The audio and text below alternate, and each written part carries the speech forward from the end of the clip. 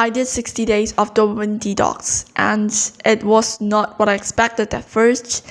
It didn't go smoothly. I faced lots of challenges and difficulties. I kept snapping back to a point of time I was just so hopeless that I was doubting my ability of doing work. But eventually I went from 11 hours a day of my screen time to on average 2 hours a day, like at this point of my life, and I gained my full control back. In this video, I'm going to show you what I did and how I overcame the challenges and addictions that I faced. Before this, grab a pen and a paper or whatever to write down, because if you do not write anything down, then you probably just forget about this video after this video ends.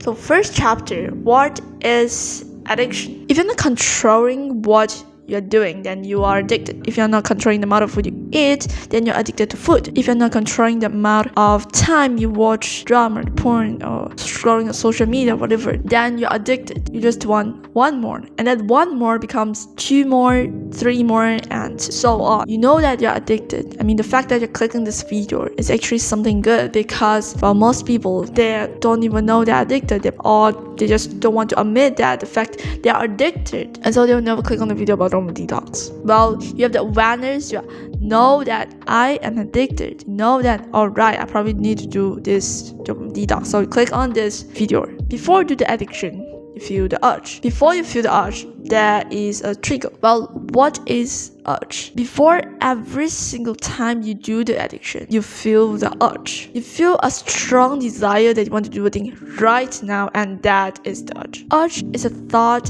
in your mind. Whenever you feel the urge, you have 2 things. Either you wait until it passes. Oh my god, what is that?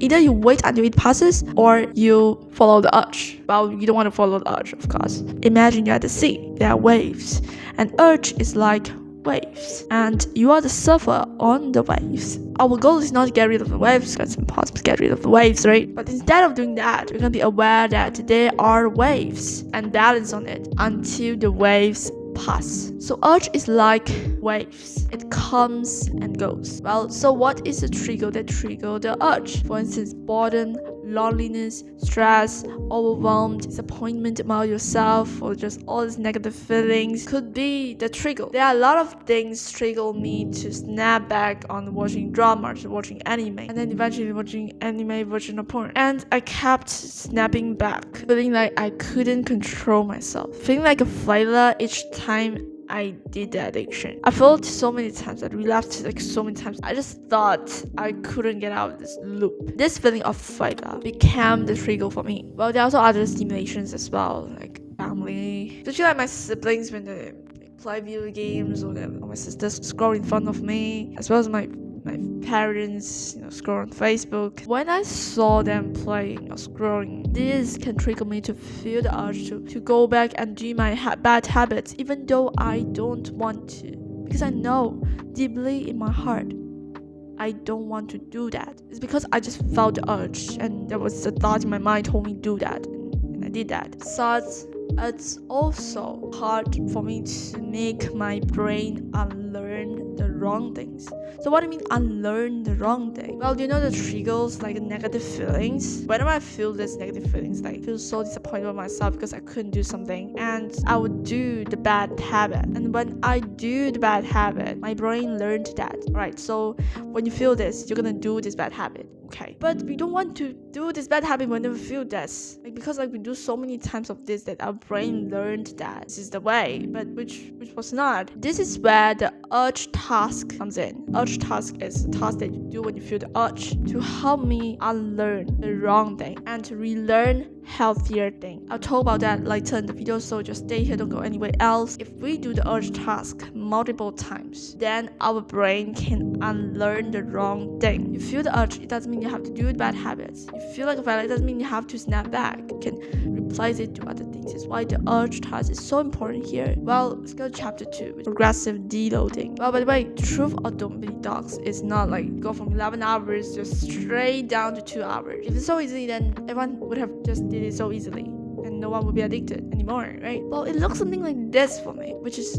totally, you can say like a disaster, but if you compare like the first day to the last day, and there are big difference. I mean, there are definitely a lot of fluctuations in between. Sometimes you just snap back hard, but you gotta keep going. Why we need to progressive deloading? Like, why we just like first day 11 hours and second day just 2 hours, and yeah, I'm done with this dopamine detox. What about third day? The third day you snap back, and this time it's not only 11 hours, it's going to be double in 2 hours. But in 2 hours, that means you can don't even sleep, probably do like 12 hours, 13 hours. Okay, this is what happened to me. Of course, like during this dopamine detox, sometimes it's like, okay, I just completely put my phone away, just get rid of this. And what about next day? I just let myself get back on that. By doing progressive deloading, so you slowly decrease that, even though it's slow progress, but it's better than no progress. Because if you do like this, go straight down, bro, the next day you're gonna go straight up or even higher, because that's no progress. But for the next thing is here we have progressive deloading. But if you compare like the first day and last day, that's the big progress. How can compare? This is where the most impactful habit to do, which is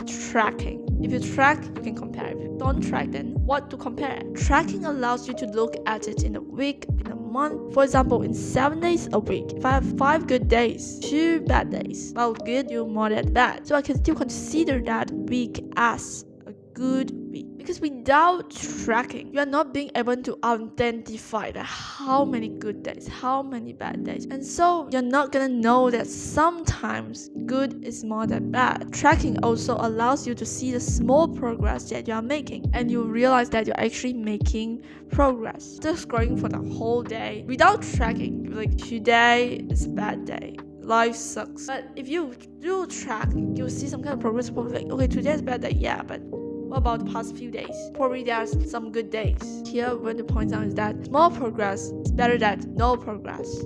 Chapter 3. Tips and the tricks I used on this deloading time. And probably do not have a good sleep, and you probably just lock yourself in the room all day. Mental health is gonna suck as well. The first thing is to check your screen time. What apps you're addicted. This allows me to, I got to see how I use my phone throughout the day. I realized that mostly I did the addiction late at night. When I was super addicted, I started to watch at 9 p.m. or 10 p.m. and I would watch until my batteries died off. Until I was so tired that my eyes cannot watch anymore. I would stop. I was scared that I'll go blind because my eyes was hurting. When you did addiction at night, it is more easier for you to do the addiction day after in the morning, because you just remembered what you did last night. When you do the addiction night before you go to sleep, so when you're sleeping, you actually reinforce the memory of the addictions, and then tomorrow morning you just remember that, and then you just keep doing that. Next thing, which is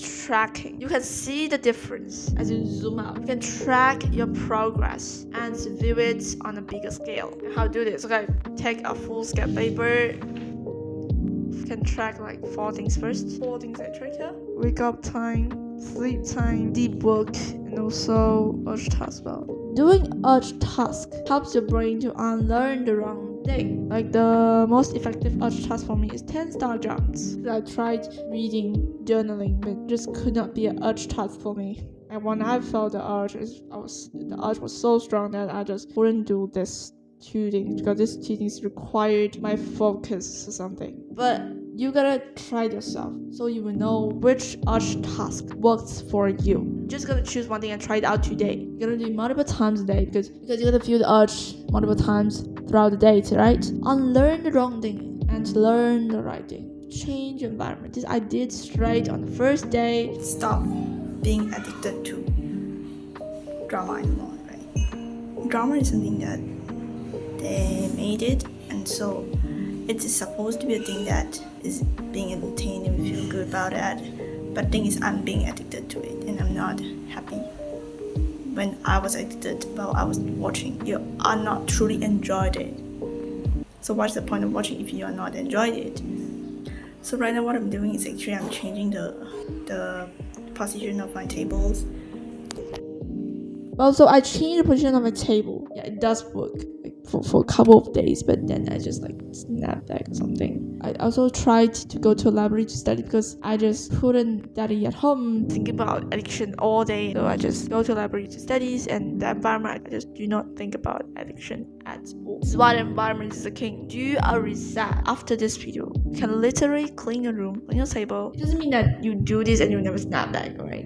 But it is still useful to help you to gain your control back. Next thing is mental health. I'm gonna show you 4 things that you can add on for the list. You have the wake up time, sleep time, and urge task. You're gonna track another thing, which is mental health. Don't track so much things. If you track too much things at once, it looks like this. You know, literally track so many things that you just end up with some empty here. Just start from 4 things first, and then you can add on nature and other things that I'm about to talk in this video. First, meditation. Meditation is basically focusing on your breath. Meditation allows you to be aware of your thoughts, be aware of your urge. When you open your phone, sometimes you just you want to search for something, but then just end up clicking that app and for no reason. Is it ridiculous? Well, we don't even realize that we have the thought that we want to click on that. So in order to let us to be more aware of our thoughts, also to be more aware of our urge, is by doing meditation. Before doing meditation, I never know when I feel the urge, but after doing meditations for about a month, I just can identify that when I feel urge, I can just tell myself I feel the urge to do the bad habits. Just try out one meditation and you will feel it yourself. You can start small to do 1 minute of meditation. You can know more about this from the video. I don't know where is it. So you know the urge before you do the addiction. Next, you can go to the nature or getting sunlight exposure, looking at the trees and the plants around you. I mean, there must be trees around your area where you can go to. So when you're in the nature, look at the things around you. Look at the trees, look at the plants, look at the sky. Listen to the sound of the nature. Walk to the nature, and also don't forget the cat. Don't take a phone with you, just turn it off. For me, I don't take my phone unless I need to film the footage. When I'm in nature, I feel calm and relieved. You only will understand what I mean when you step into nature. Imagine a person who is addicted. That person is probably indoor in the dark room. Well, now imagine a person who is outside, who spends time in the nature, who gets sunlight exposure. Will you think that the person is addiction? No, probably not, right? And next thing, exercise. Doing exercise makes you feel alive. I'm not joking. As you exercise, whether you cycle, run, taking walks, playing sports, doing workouts, or whatever, you sweat. When you sweat, you feel fulfilled and happy because based on scientific proofs, endorphins get released by your brain when you do exercise. It's like a natural painkiller kind of chemicals that released by your brain that makes you feel better. Journaling. So journaling is basically write down all your thoughts. Or there were times I just couldn't sleep at all because I was thinking so much worse about these addictions I'm having right now. By writing things down, right? Just write things down. I mean, there are times I just could not write. I simply just draw something. Draw. Why I am sad. Okay. To attach to the phone. Create a map or something. Because when you write down, you just feel so much clearer. But there are 2 main things to keep in mind. The first thing is focus on the good things. When you just try I don't want to think about these addictions anymore. I don't want to think about addiction anymore. I don't want to think about addictions anymore. Bro, just think about addiction even more. If I tell you, don't think about your mom. Your brain's okay, my mom. You literally have that pictures of your mom, and we just don't want to have this thought in my mind. Just don't want to even think about that. Just focus on the good things. What I mean is the good things is meditation, going to nature, and journaling, exercise. These are good things that you can focus on. Last thing, this literally saved me. Tell someone, whether it's a family or friends or someone you trust. You just tell them so they know, and you get support from them. Well, but sometimes you just can't solve the problem ourselves. So ask for help. You feel like you're not alone on this path. Is there someone to help you? Someone at your side. I told my friend. I told her about my situations. When you tell somebody, you're not gonna get mad or so. You're gonna say, why I cannot? You also felt so much calmer. Well, this worked for me. It might also worked for you. Well, you will only know it when you go and try it. Summarize of this video. So first thing is to check your phone screen time. Next is to make a tracking list. The third is to choose one urge task and start to do it today. And also track it as well. The fourth thing, change your environment. If you haven't cleaned your room yet, you can clean your room right after this video ends. And so the fifth thing is to focus on deloading first, and then put more focus into your mental health. Can refer to the notes that you made. If you made the notes, if for mental health, can either do meditation, go to nature, exercise, or journaling. Yeah, so bye. I'll see you in the next video. Let's go. So it's not seeing you in the next video. You can do the dome detox right now. I'm gonna do this right now. So just end this video.